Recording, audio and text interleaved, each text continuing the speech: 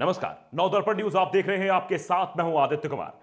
सुब्रमण्यम स्वामी ने कुछ ऐसा कह दिया है जिसको लेकर अब हंगामा पसर गया है। दरअसल सुब्रमण्यम स्वामी हमेशा से मोदी सरकार के खिलाफ खड़े हुए दिखाई देते हैं और अभी हाल फिलहाल में केंद्र सरकार को लेकर वो कोर्ट में भी चले गए थे।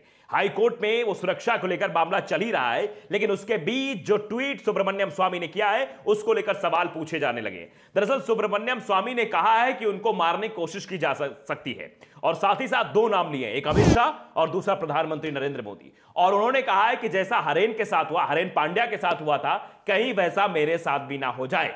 अब हरेन पांड्या कौन है यह भी हम आपको बताएंगे और सुब्रमण्यम स्वामी ने ट्वीट क्या किया है यह भी आपको हम बताएंगे। तो पहले ज्यादा देर ना करते हुए सुब्रमण्यम स्वामी साहब का ट्वीट ही देख लेते हैं। तो ट्वीट आपकी स्क्रीन पर है, ट्वीट आप देखिए। उन्होंने लिखा कि I hope Modi and Shah are not planning a Haren Pandya on me, यानी हरेन पांड्या जैसी मेरे खिलाफ साजिश ना रची जा रही हो, कोई प्लानिंग ना की जा रही हो। इसका हिंदी रूपांतरण यह होगा, यदि ऐसा है तो मुझे अपने दोस्तों को सतर्क करना पड़ सकता है।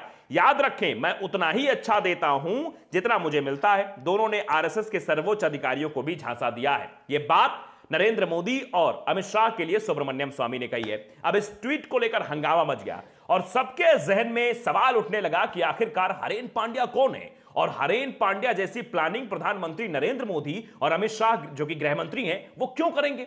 अब हरेन पांड्या जी के बारे में जान लेते हैं। दरअसल हरेन पांड्या जो है वो गुजरात के पूर्व गृह मंत्री हुआ करते थे। ऐसा बताया जाता है कि प्रधानमंत्री इस वक्त जो नरेंद्र मोदी उस वक्त मुख्यमंत्री हुआ करते थे और हरेन पांड्या और नरेंद्र मोदी के बीच यह था कि कौन मुख्यमंत्री बनेगा। और उसके बाद यह पता चलता है कि 26 मार्च 2003 को दो अज्ञात हमलावरों ने हरेन पांड्या की हत्या कर दी है, ऐसे खबर सामने आती है। और यह बताया गया कि उनका शव 2 घंटे तक उनके कार में पड़ा रहा। और ये जो आरोप लगाए गए, ये आरोप कहा गया कि भैया हरेन पांड्या की मौत के पीछे किसका हाथ है, तो यह बताया गया, उनके पिता के द्वारा कहा गया कि तत्कालीन मुख्यमंत्री नरेंद्र मोदी पर उन्होंने हत्या का शक जताया था कि नरेंद्र मोदी ने हत्या कर। दरअसल यह इसलिए हुआ क्योंकि नरेंद्र मोदी और हरेन पांड्या के बीच मुख्यमंत्री सीट को लेकर तनातनी बहुत दिनों से चल रही थी और जब उनकी हत्या होती तो उसके पीछे सवाल खड़े हो जाते, कहीं इसके पीछे हाथ नरेंद्र मोदी जी का तो नहीं है।